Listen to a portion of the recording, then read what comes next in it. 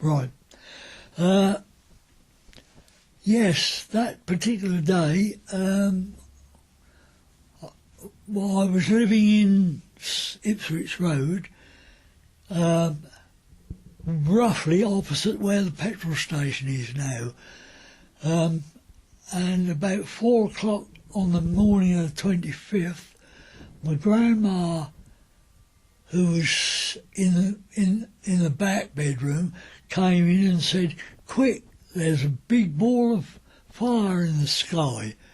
So I went and had a look and followed it as far as we could before it disappeared out of view.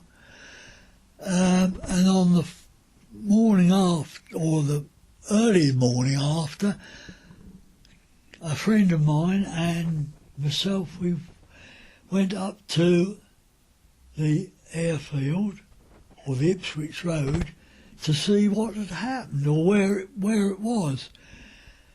So we left the bikes in a ditch, I think, and walked across. I think it's about at least a couple of fields before we could get to the wreckage. And the only piece of wreckage that was visible was the tailplane of the Lancaster.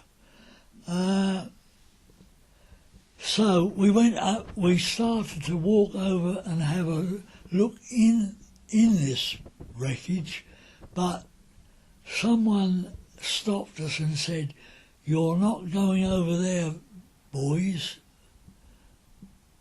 And that was all. So we can only assume that the body of the tail gunner was still in the wreckage.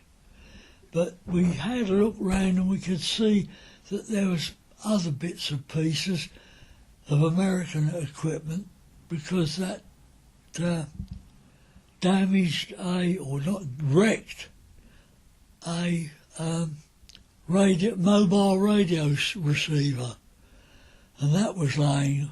There was bits of aerial and other pieces of wreckage laying about on the field as well. But that was all we knew.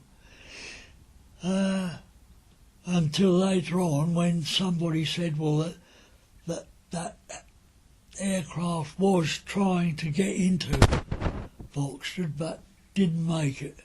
About another couple of minutes and it would have done.